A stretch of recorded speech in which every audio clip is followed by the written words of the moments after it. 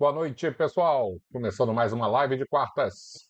O nosso espaço virtual do Centro Espírita Nair Montes de Castro, nosso celeiro de luz. Que Jesus nos abençoe, que possamos unir os nossos corações a esse Mestre que nos ama tanto e que nos oferece tanto em oportunidades, em ajuda, em amparo, em aconselhamento. Nós sabemos exatamente o poder que existe nessa conexão de Jesus com a humanidade. E o quanto faz falta hoje em dia esse contato do ser humano com Deus, com uma realidade metafísica, principalmente os nossos jovens que estão sofrendo tanto e sofrendo de diversas maneiras, e uma delas através das obsessões terríveis que acontecem.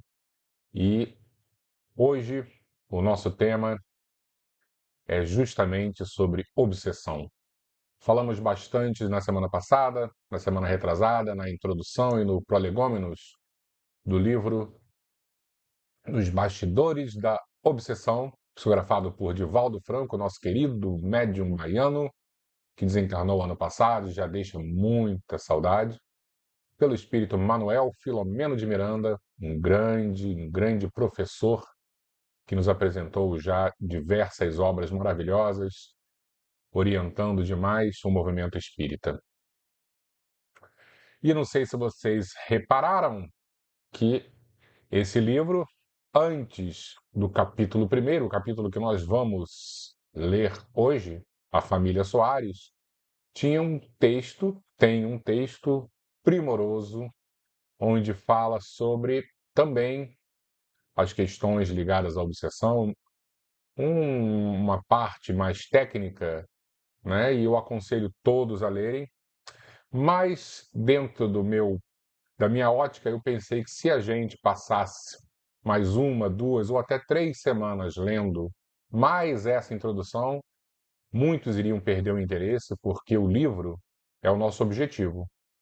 E, repetindo, não que seja chato, não que não tenha importância essa parte que nós pulamos, mas nós temos que ir logo para o ponto principal do livro, que é o romance, né? Que é a história que envolve os personagens. E lembrando que nas 2 primeiras semanas que nós falamos sobre as introduções, nós já abordamos muito também de vários, diversos pontos sobre essa parte. Então, repetindo, aconselho que todos leiam, né? Mas eu tomei a liberdade de já iniciar a leitura dos capítulos justamente para dar um dinamismo maior, tá bom? Não foi descaso e uma falta de atenção, não. Foi proposital. Mas antes de iniciarmos a leitura, vamos ver quem já está aqui conosco, justamente para darmos uma boa noite. Elizabeth, ótima noite para você, que Jesus se ilumine você e sua família. Amanhã, se Deus quiser, estaremos juntos. Doriane, muito boa noite, Doriane. Bem-vinda sempre aqui conosco. Jesus ilumine você e sua família. Neia, ótima noite, Neia. Que Jesus te ilumine também, você e sua família. Denise, minha querida amiga, muito bom estar aqui e perceber que você está sempre dando esse apoio. Obrigado. Um beijo enorme para a sua filha, estou com saudade dela. Carol Azevedo, muito boa noite, Carol Azevedo. Jesus ilumine você, bem-vinda. Sônia Maria Lemos, não é Lemos não, deixa eu ver que eu vou botar meu óculos aqui, porque minha é Lanes, Sônia Maria Lanes. Bem-vinda, que Jesus ilumine você.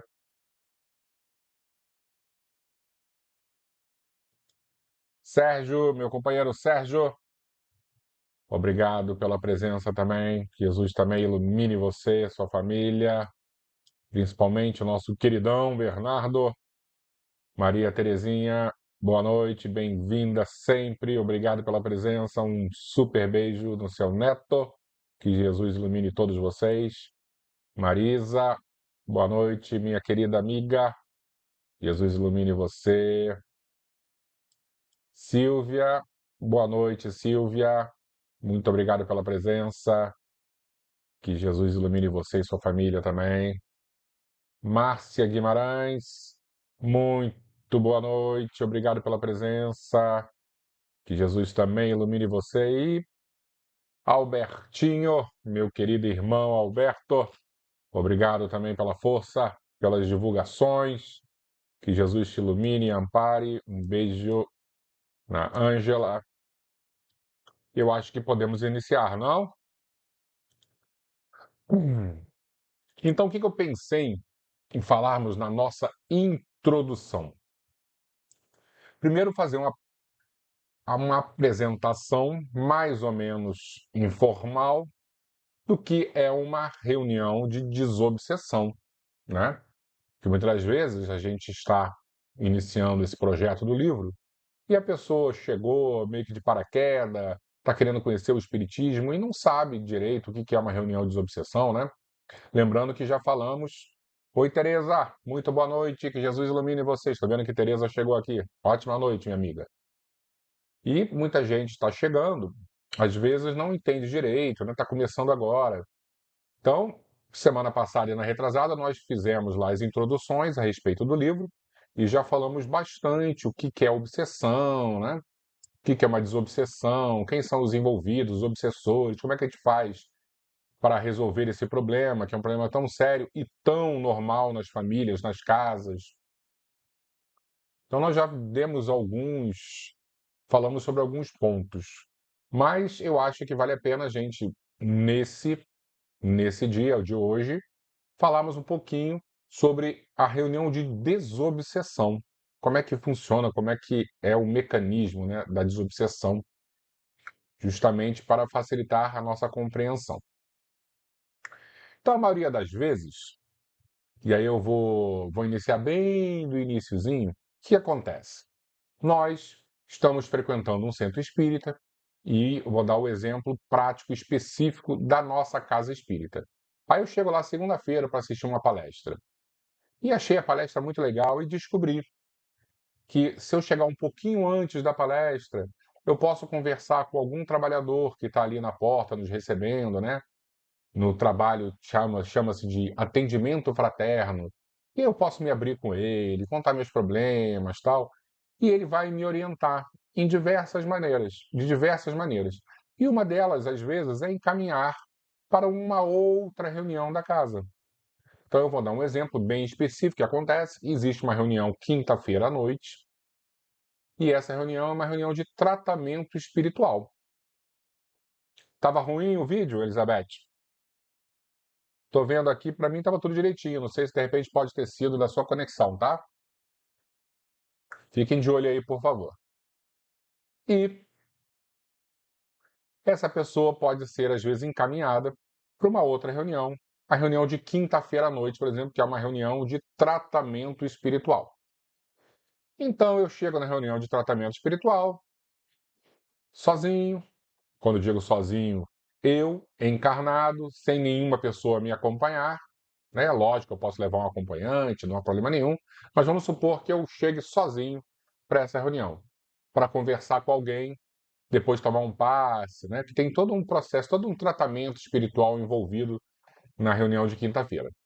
Só que, quando eu digo chego sozinho, muitas das vezes, os meus companheiros espirituais, aqueles que não querem o meu bem, ou como nós falamos também na semana passada, aqueles que estão afinizados com as minhas práticas menos nobres.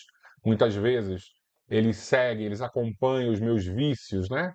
Eles influenciam no meu pensamento.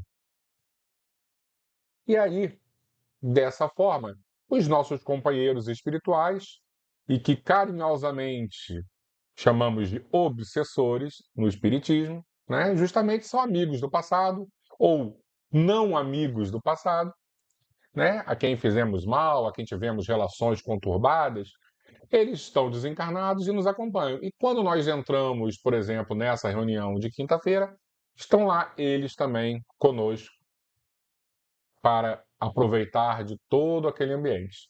Muitos chegam por curiosidade.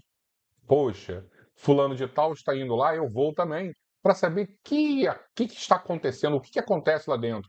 Outros vão, né, porque estão tão colados na gente que não conseguem se afastar. Então, onde a gente estiver indo, eles vão. Esses são os casos mais graves, lógico, né?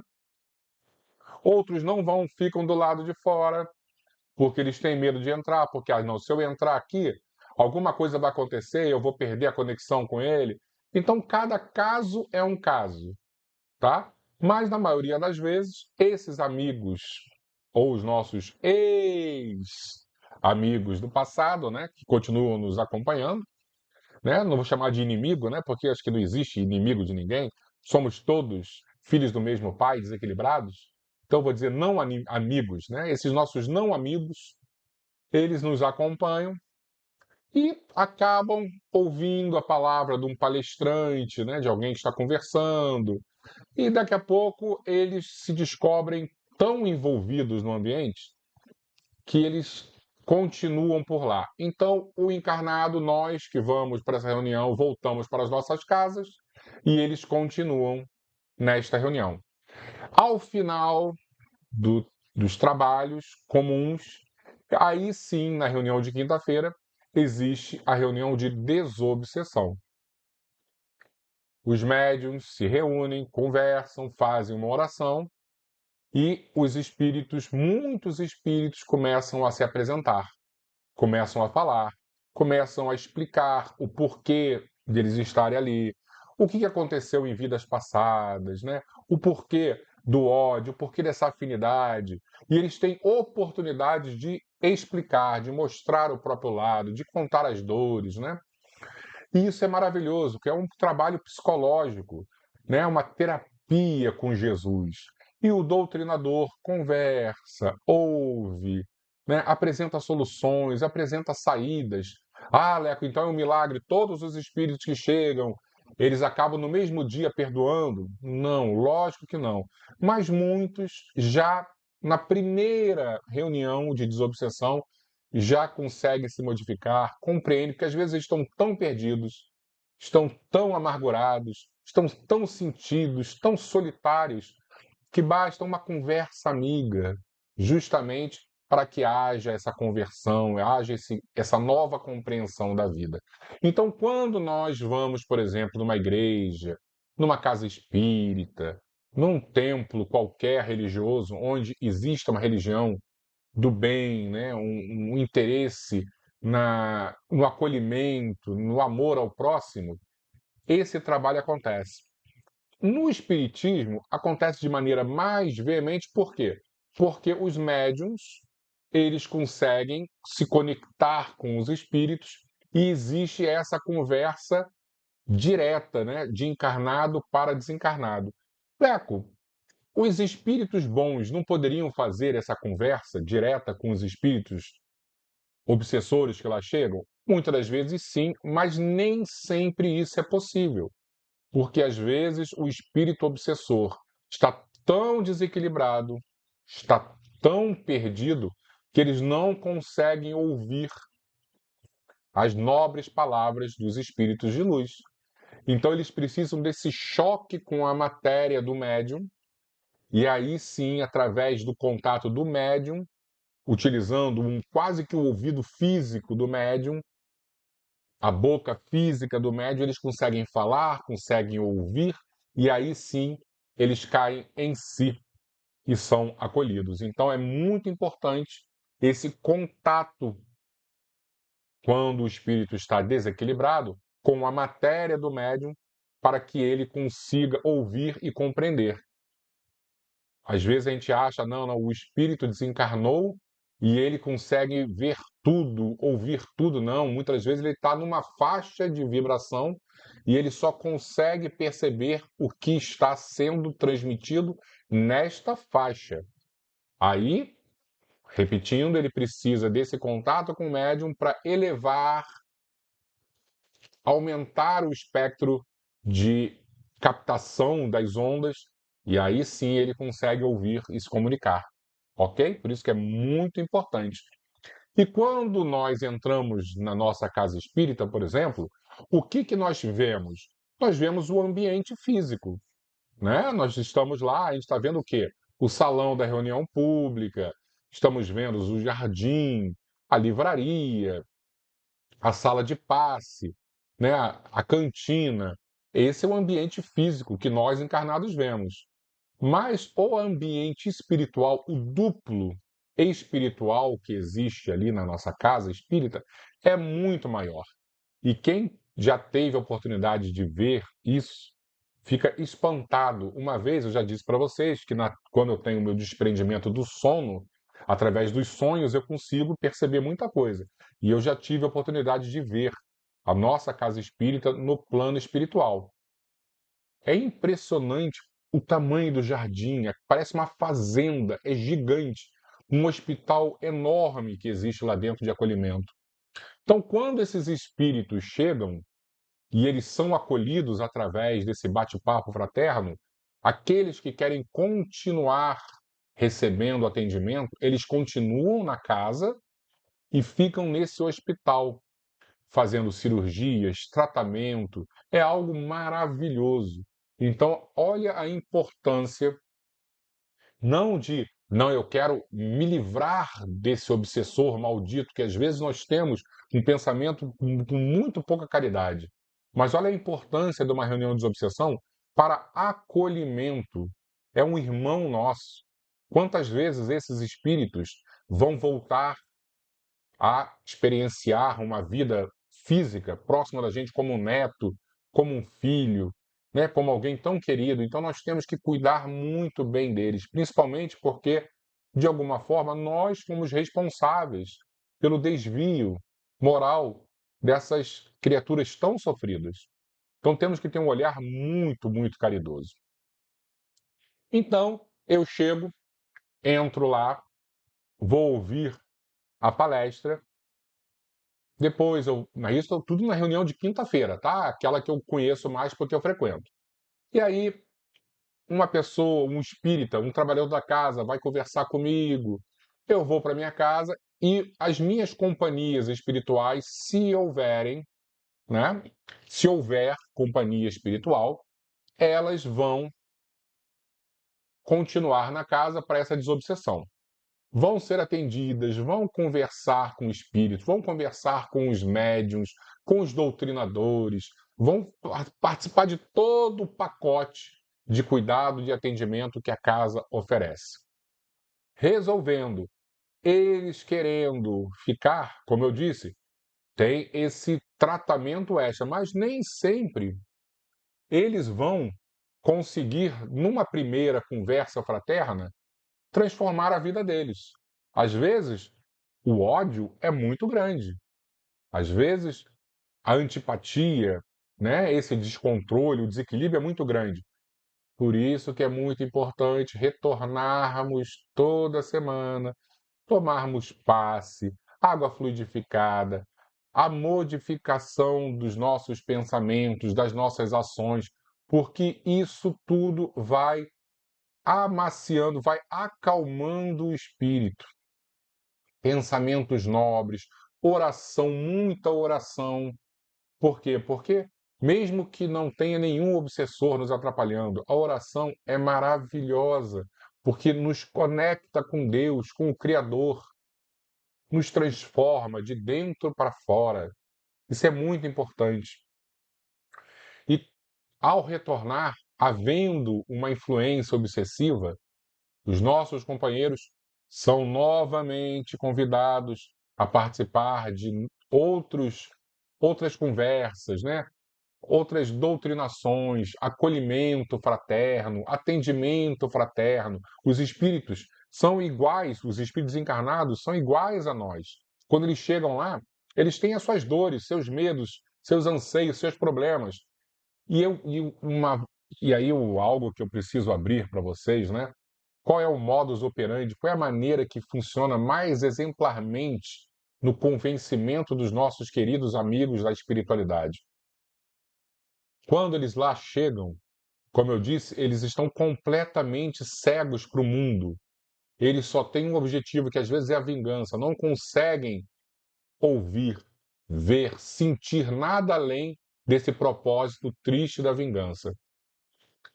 Eles entraram lá, eles são tão acolhidos, são tão agraciados, que a percepção deles começa a dilatar, eles começam a ouvir, ver, sentir outras coisas.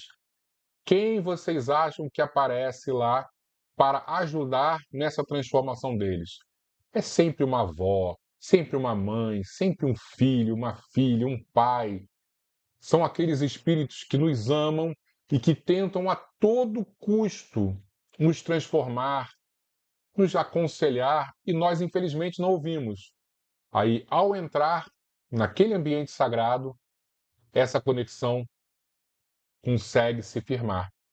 E é muito emocionante. Aqueles que participam de uma reunião de desobsessão, é muito emocionante quando vemos que um espírito que às vezes está há séculos tentando ou prejudicando alguém, consegue ver uma luz, ouvir e cair em prantos e perceber que perdeu tanto tempo, que sofreu tanto também junto desse ódio, dessa vingança completamente descabida.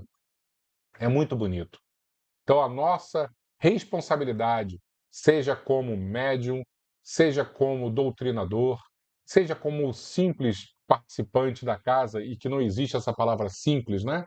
É algo muito complexo e que dá muito prazer em ser uma pessoa que senta, que ouve uma palestra, que presta atenção, que ajuda na concentração do palestrante. É um trabalho enorme que envolve muitas pessoas, um trabalho de acolhimento, um trabalho de caridade. É muito legal, ok? Então é mais ou menos assim essa reunião de desobsessão. Temos um médium, o médium incorpora o espírito, e temos um doutrinador que também está mediunizado, que está recebendo ajuda de um espírito de luz para convencer, para conversar com o médium e o espírito que está incorporado nele conseguir ouvir e compreender tudo. Perfeito? Mas, Leco, eu tenho uma dúvida. Muitas das vezes, quando a gente fala sobre obsessão, a gente já viu que tem diversos níveis. E o último nível seria a possessão. A gente viu que Kardec não chama exatamente de possessão, mas vamos supor que seja a possessão. Não parece que é uma sessão de exorcismo, e quando eu vejo exorcismo nos filmes, me dá tanto medo, não é a mesma coisa? Não, não é a mesma coisa. Em diversos pontos. Primeiro, quem está incorporando o espírito não é o obsidiado, isto é, não é a pessoa que está doente. É um médium que foi preparado para esse tipo de trabalho. Então isso já faz uma diferença enorme. Quando o espírito, que às vezes está muito desequilibrado, ele entra no corpo daquele paciente que está muito doente, o paciente não tem controle nenhum. Então ele vai babar, ele vai cuspir, ele vai querer agredir os outros. Vai ser um show de horrores. Mas quando o espírito desencarnado, com muito ódio, ele incorpora no médium, o médium está preparado para esse trabalho. Então, se o espírito quer xingar, o médium não xinga, ele controla. Se o espírito quer bater na mesa, quer cuspir, ele não faz. O médium deve ter o maior controle possível desse contato. Então, está muito longe de ser a mesma coisa de um exorcismo que acontece nas igrejas. Perfeito? Porque existe um intermediário que faz esse trabalho de amansar, de tranquilizar a comunicação. Combinado assim? Eu acho que dá para entender, né? Então, ninguém precisa ter medo.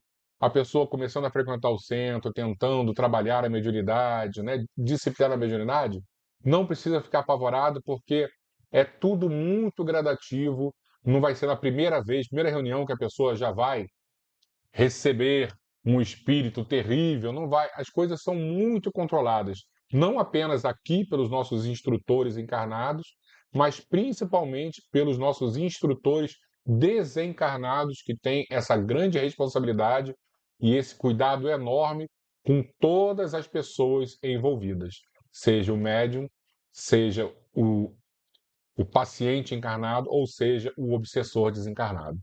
Ok? Eu acho que já podemos iniciar a nossa leitura. Mas antes de iniciar a leitura, e aí eu preciso abrir meu coração para vocês. Eu tenho TDAH. Então, quando eu estou lendo um livro, eu começo a ler os nomes, daqui a pouco eu já não sei mais quem é quem, eu me perco completamente, eu preciso reler algumas vezes. Então, o que eu fiz? Eu criei uma figurinha com alguns personagens importantes do livro, para a gente mais ou menos que saber quem é quem, e na hora da leitura facilitar a nossa compreensão, tá? Então, vou botar aqui a imagem para a gente. Então, esses são os personagens. Então, nós temos um núcleo do Centro Espírita. Quem são as pessoas envolvidas no núcleo do Centro Espírita? Tem o José Petitinga, que é o doutrinador, um grande espírita, né, da União Espírita Baiana. Então, ele é encarnado e ele é aquele que conversa com os espíritos, tá? Tem o Moraes é um médium, ele dá a passividade, ele faz a psicofonia, que é um nome bem assim erudito da mediunidade de incorporação, tá? É como se, dando mais ou menos com o nome, fala incorporar ele, que o espírito, bem entre aspas, entra no corpo dele e ele é um médium que permite que o espírito fale. E o José Petitinga conversa com o espírito através desse médium, tá? Nós temos o Saturnino, que é o mentor espiritual, é um desencarnado, que ajuda José Petitinga, dando intuições, falando para ele, olha só, conversa dessa maneira, diga isso, orientando o doutrinador. E temos o obsessor, que é o espírito desencarnado.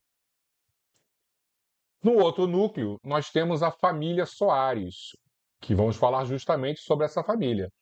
Temos a Dona Rosa, que é casada com o senhor Mateus, e eles têm 6 filhos. Hoje nós vamos ter contato com 2 filhas. A Amália, que frequenta um centro espírita, junto da mãe, a Dona Rosa, e a Mariana, que tem 16 anos, é uma adolescente e que tem sérios problemas com o pai. Tá bom? Eu acho que com isso nós podemos. Deixa eu só abrir o Kindle.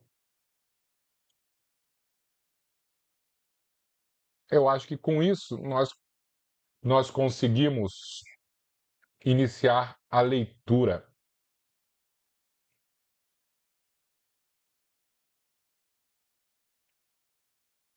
Deixa eu ver se resolveu aqui. Resolveu. Então vamos falar hoje sobre a família Soares.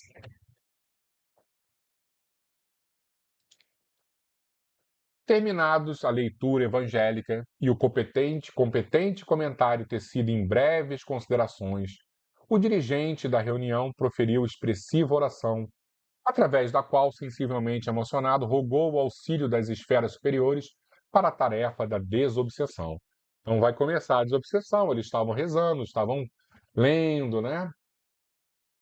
Fazendo a preparação, que sempre existe antes da reunião de desobsessão. Aqueles trabalhos faziam parte do programa de socorro a que se afervorava, havia 2 décadas, o irmão José Petitinga. Então, há 20 anos, José Petitinga já trabalhava nessa área de desobsessão. No santuário em que se desenvolviam os labores fraternais, o odor da caridade sempre impregnava os sofredores de ambos os lados da vida, que ali aportavam angustiados e afligidos. Incorporando o benfeitor Saturnino, ofereceu as palavras de consoladora confiança com que habitualmente traçava as ligeiras diretrizes no ato da abertura da sessão. Então, Saturnino, como a gente viu, é o espírito que ajuda o José Petitinga, atestando o concurso eficiente dos obreiros da espiritualidade e, dirigindo-se à irmã Amália, arrancou-a das cogitações dolorosas que a constringiam. Experimentando singular amargura, a jovem tinha um semblante sulcado de dor e o espírito singularmente trucidado. Por meio de expressões carinhosas e alentadoras, o instrutor espiritual esclareceu que fora programada para aquela noite a visita de indigitado perseguidor, vinculado pelo pretérito delituoso à família Soares, ali representada naquele momento pela moçoila comovida. Então, Amália é uma das filhas lá da Dona Rosa, e ela é uma frequentadora desse centro espírita, assim como a Dona Rosa. Desde as vésperas, explicou o solícito, fora providenciado socorro a Mariana, a irmã da Amália, mais intimamente afinada com o visitante, que logo se utilizaria da mediunidade psicofônica em incorporação atormentada, tendo em vista as circunstâncias do drama em andamento, que poderia colimar numa tragédia irremissível. Tá? Então, a irmã de Amália, Mariana, ela tinha uma ligação muito forte com esse espírito obsessor de vidas passadas. Para consubstanciar o labor da noite, prosseguiu Gentil, levaram-se em conta os títulos de amor granjeados por Amália e sua genitora, entre os dirigentes espirituais da casa. Em verdade, Dona Rosa, desde há muito, experimentava pesado fardo de aflições sem nome, que a esmagava lentamente. Muito jovem, consorciara-se com o atormentado moço, que, invigilante e descuidado dos nobres deveres da família, permanecia ligado, psicamente, a vigorosos sicários desencarnados que o perseguiam sem trégua. Cobradores impiedosos seduziram-no desde cedo, levando a desenfreada jogatina. Então, né, o pai das meninas era um viciado em jogo, premeditando Soares um dia assassiná-lo através de uma sortida policial no antro em que se refugiava para o cultivo da viciação danosa com outros não menos atormentados comparsas. Programa esse em andamento. Então, os espíritos se afinizaram com ele através do vício dos jogos e estavam planejando mais para frente ter uma investida policial e ele acabar sendo morto nesse ambiente de jogatina. Embora as dificuldades financeiras a que se via atado na condição de genitor de 6 filhos necessitados de assistência e melhor orientação deixava-se ficar, descuidado noites a fio entre expectativa de um lucro imaginoso e ilícito e a perspectiva de uma fortuna impossível e desonesta. Enquanto minguava os recursos provenientes de modesta aposentadoria, não se esforçava ele por completar as poucas moedas com expedientes extras, ou exercitando outra profissão. Então ele já estava completamente viciado nos jogos e gastava todo o tempo dele nesse ambiente. Tal desequilíbrio do senhor Mateus se manifestara desde muito cedo em plena juventude. Então ele foi construindo esse laço, esse vínculo, foi o que nós falamos, né?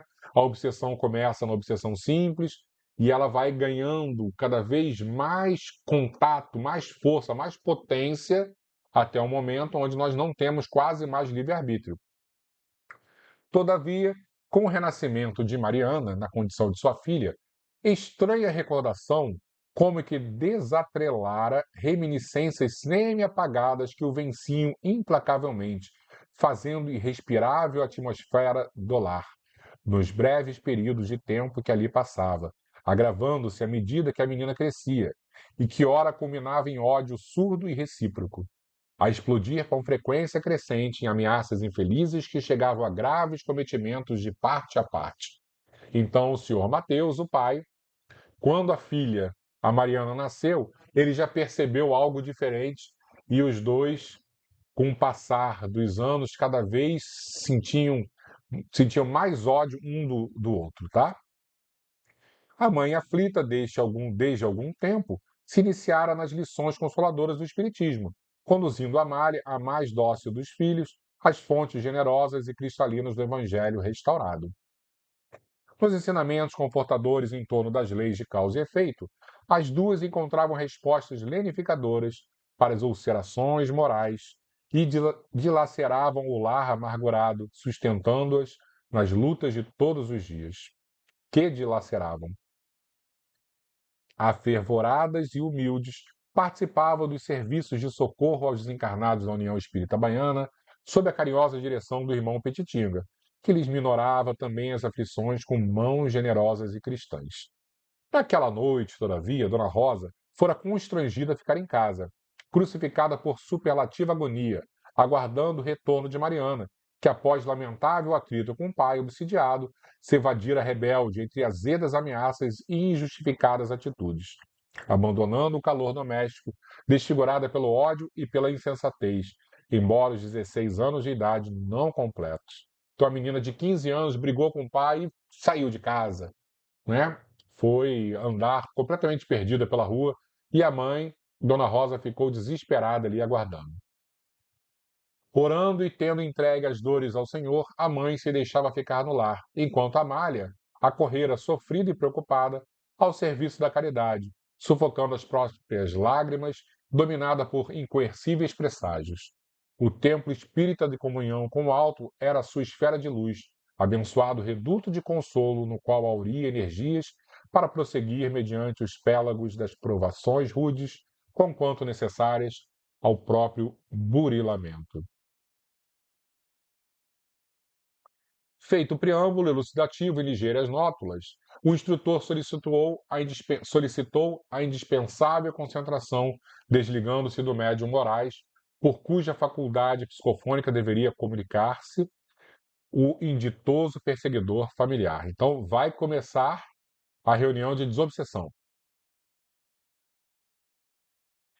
Moraes era dedicado médium de psicofonia inconsciente, que se oferecia com expressivo carinho para o socorro aos desencarnados. Aliara a mediunidade bem disciplinada, excelente disposição ao trabalho de caridade entre os atormentados da terra. Aprendera com os benfeitores espirituais que o mais eficiente caminho é o exercício constante das qualidades morais, através da prática do bem indiscriminado e incessante. Assim, educara-se na discrição ante as dificuldades do próximo, e transformara-se em sereneu de muitos seres caídos na luta. Por essa razão, havia nele os requisitos indispensáveis ao exercício salutar da mediunidade, especialmente quando Saturnino trazia à doutrinação entidades infelizes ou perversas.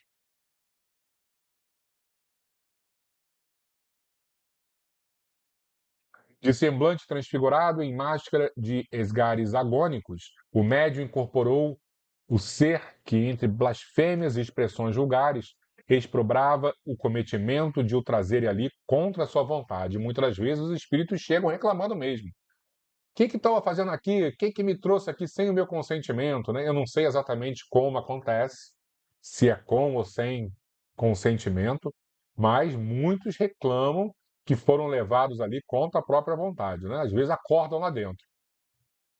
Farei justiça, exclamou o espumejante. A justiça sairá das minhas próprias mãos.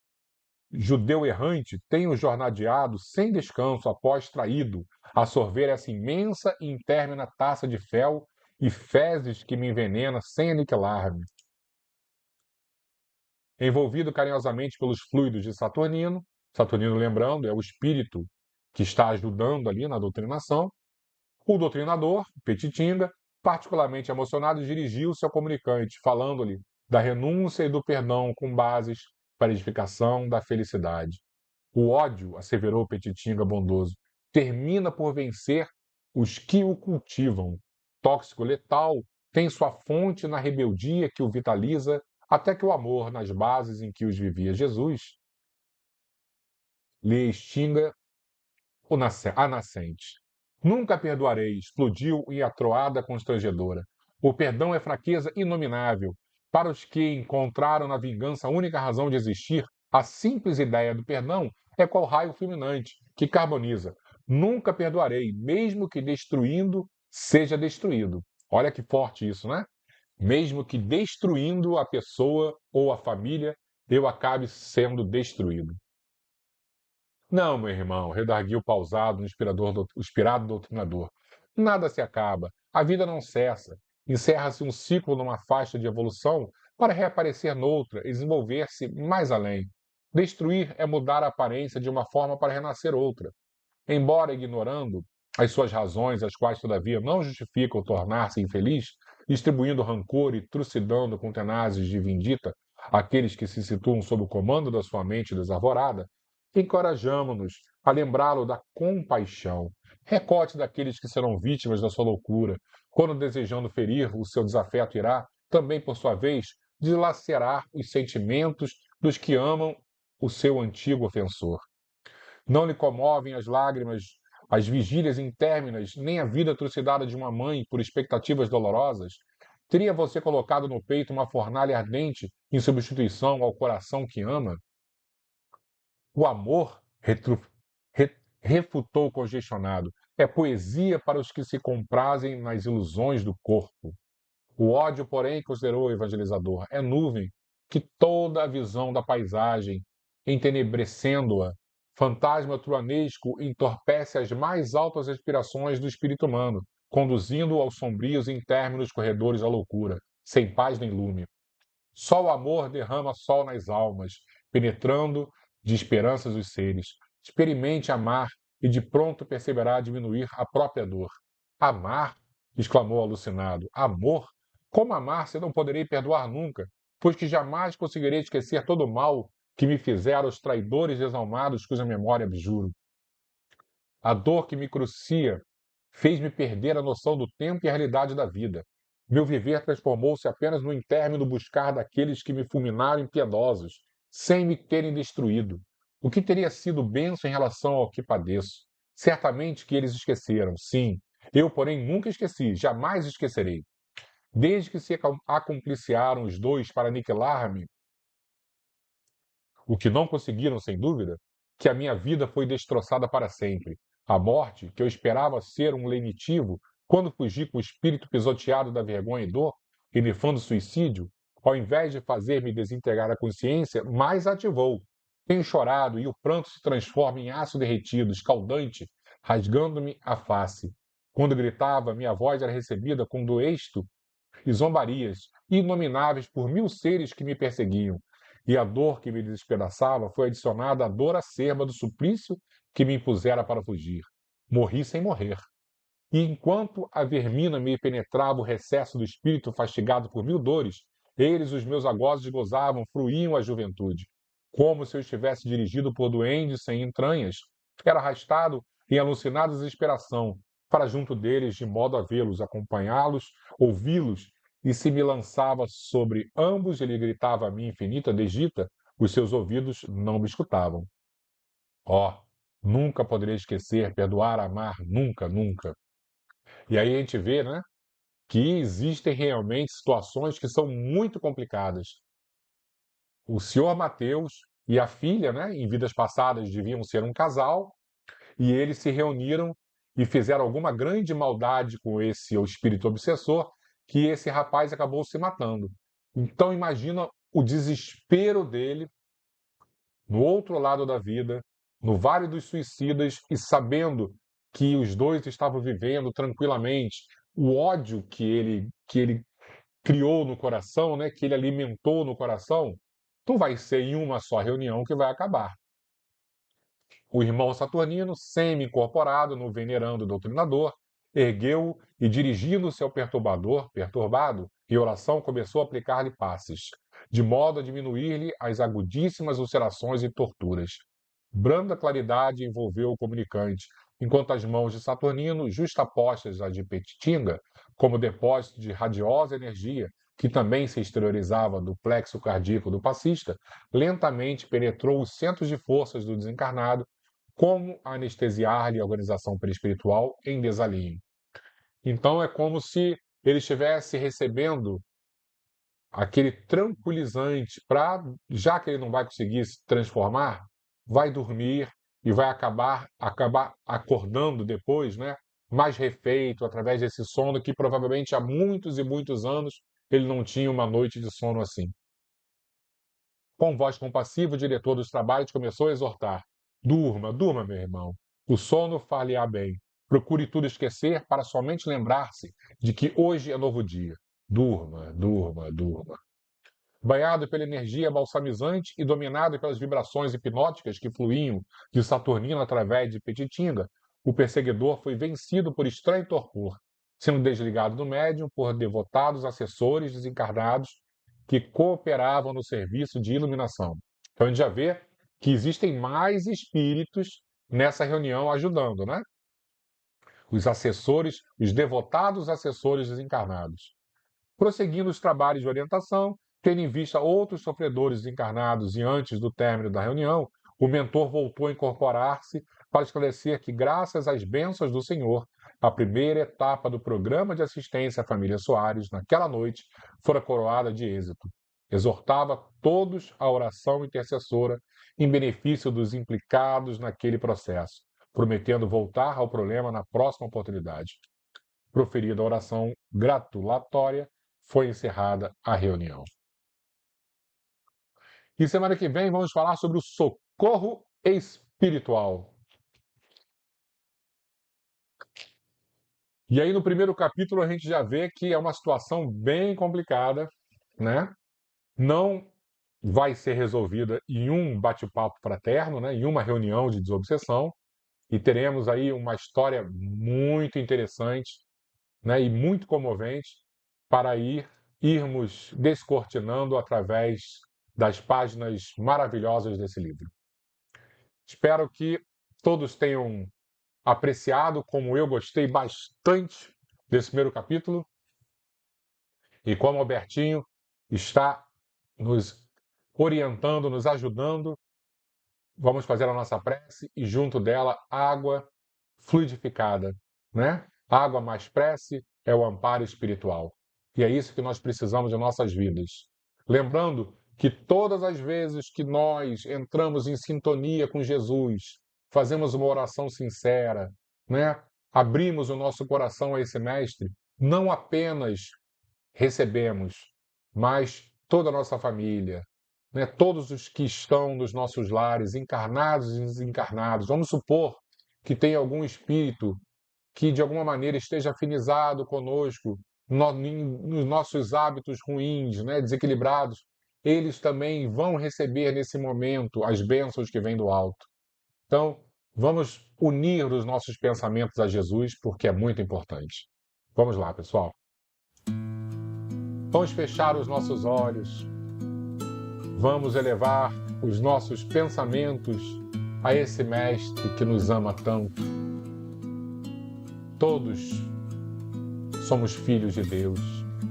Todos somos ovelhas desse pastor maravilhoso que é Jesus. E ao orarmos, ao entrarmos em sintonia com Deus Pai, com o Messias de Nazaré, também estamos oferecendo o pão que vem do alto a todos aqueles que nos rodeiam. Mestre amado, quantas vezes andamos perdidos, em quantos momentos, além de estarmos sem rumo, também fizemos coisas equivocadas e levamos para essa estrada da perdição pessoas que estavam com boas intenções, com ideias nobres. Eu sei, Senhor, não somos mais esses, mas o nosso passado delituoso precisa ser reescrito. E através, Senhor, apenas dos bons pensamentos, da oração e das ações nobres que vamos conseguir reconduzir as histórias das nossas vidas.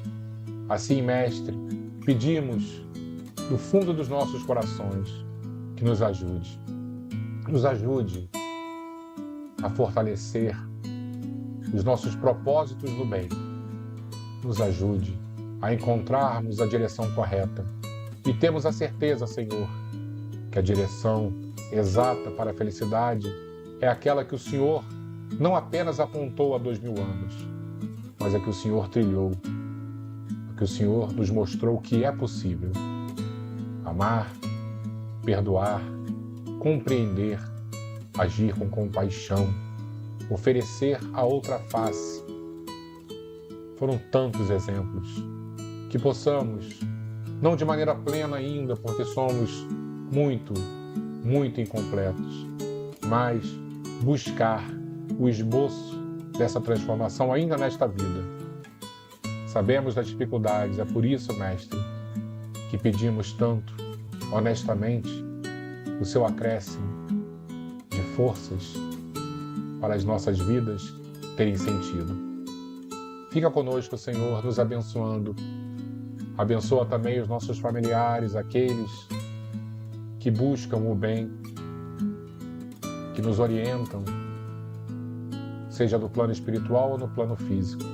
Mas principalmente, Mestre, acolhe, toca nos corações daqueles que não te compreendem, que te perseguem, que te negam. Esses são os que mais necessitam. Obrigado, Senhor. Fica conosco, hoje e sempre. Assim seja, Mestre.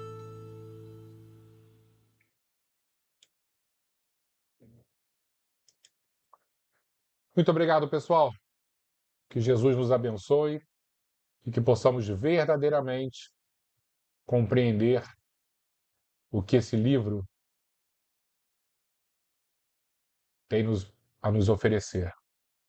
O propósito dele é justamente transformar as nossas vidas, para que sejamos pessoas melhores, mais dignas, mais afinizadas a tudo de luz, de exemplo, que há 2000 anos o Senhor, nosso querido Mestre, nos apresentou. Obrigado a todos, até semana que vem. Que Jesus, Maria Santíssima e, acima de tudo, Deus Pai, esteja em nossos lares, com as nossas famílias, com todos aqueles que nos rodeiam. Até semana que vem, pessoal. Obrigado.